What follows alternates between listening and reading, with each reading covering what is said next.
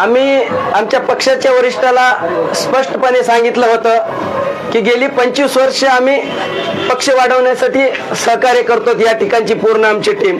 परंतु आजचं राजकारण थोडं वेगळं आहे. आपण जर सहकार्याची भूमिका ठेवत असाल तर आम्ही पॅनल करू, आपली सहकार्याची भूमिका नसेल तर अन्यथा पॅनल होणं शक्य नाही. कारण या ठिकाणी एकमेव लातूर जिल्ह्यामध्ये शिवसेनेची ग्रामपंचायत आली होती. आमच्याकडे सर्वसामान्य कुटुंबातील उमेदवार आहेत, परंतु जनसंपर्कातले उमेदवार आहेत, जनतेची घरांना मानणारे उमेदवार आहेत, स्ट्रॉंग उमेदवार आहेत, परंतु त्यांनी आर्थिक बाजूने कमजोर आहे. ही आम्ही पक्षाकडे पूर्ण भूमिका सांगितली होती. पक्षाने जर सहकार्य केलं तर आपला नगराध्यक्ष रेणापूरमध्ये 100% होऊ शकतो. ही भूमिका आम्ही पक्षाला सांगितली आणि नगराध्यक्ष पदाचा भाजपचा उमेदवार डिस्क्वालिफाय करण्यासाठी 100% आम्ही प्रयत्न केला आणि पक्षाला सांगितलं की आपली लढत ही काँग्रेस आणि आपल्याशी, फक्त आपल्या सहकार्याची अपेक्षा आहे. आपलं जर सहकार्य मिळालं तर 100% उबाटा गटाचा शिवसेनेचा नगराध्यक्ष होऊ शकतो. ही स्पष्ट भूमिका आम्ही पक्षाकडे मांडली होती. राज्यामध्ये महाविकास आघाडी गठबंधन आहे, त्यामुळे काँग्रेसला कुठेतरी सपोर्ट करण्यासाठी तुम्हाला पक्षाला असा दबाव देऊन तुम्हाला म्हणजे रसद पुरवली नाही का? नाही, असं काहीच नाही. काँग्रेसवाले या ठिकाणचे मगरूर आहेत. यांना इतर पक्षाला घेण्याची गरज वाटत नाही, म्हणून हे कालच्या वेळेचा जो निकाल आहे तो त्याचं उदाहरण आहे.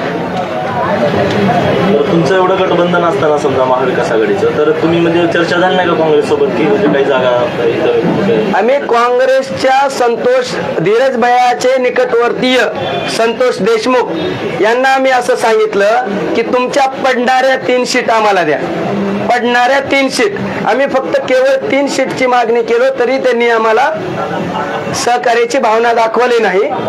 मग आमच्या पुढे असा पेच तयार झाला, एकतर मित्रपक्षही सहकार्य करत नाही आणि आमचा स्वतःचा पक्ष जे काही शब्द दिले होते ते सहकार्याची भूमिका होत नाही. आम्ही पक्षाला सांगितलं की आतापर्यंत जो काही खर्च झाला, एका वार्डामध्ये आमचे 50,000 ते 1 लाखापर्यंत 3 उमेदवार आम्ही तयार केले. 50,000 ते 1 लाखापर्यंत 29,000 रुपये नळपट्टी, 10,000 ते 12,000 घरपट्टी, असे एका 3 उमेदवार वार्डात तयार केले.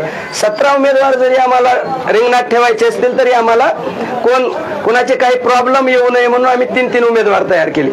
तरी पण पक्षाला आम्ही सांगितलं आतापर्यंत झालेला खर्च आमचा पक्षासाठीचं योगदान, इथून पुढे तुम्ही डायरेक्ट उमेदवाराला सहकार्याची भावना ठेवा, आपला 100% भगवा फडकल्याशिवाय राहणार नाही. ही आम्ही पक्षाला भूमिका सांगितली. पण आमच्या पुढे असा पेच तयार झाला, आमचा मित्रपक्ष काँग्रेसही सहकार्य करत नाही आणि आमचा स्वतःचा पक्षाचे ही सहकार्य मिळत नाही. ही भूमिका आम्ही सगळ्या उमेदवाराला समोर घेऊन स्पीकर ऑन करून वरिष्ठाशी चर्चा केली. सहकार्याची भावना दिसण्या गेल्या. सर्वसामान्य कुटुंबातील आमचे उमेदवार आर्थिक परिस्थिती नसल्यामुळे त्यांनी स्वखुशीनं माघार घेतली. आमचा कुणाचाही कुणावर दबाव नव्हता ना काही नाही. आणि आजच्या घडीला आम्ही कुणाचेही नाही, ना काँग्रेसचे नाही ना बीजेपीचे नाही, आमचं स्वतंत्र 5 कॅन्डिडेट आम्ही लढवत आहोत. मी रेणापूरच्या सुजाण नागरिकांना सांगू शकतो की आमचे 5 उमेदवार निवडून द्या, आम्ही काँग्रेस आणि बीजेपीला सुतासारखं सरळ करू.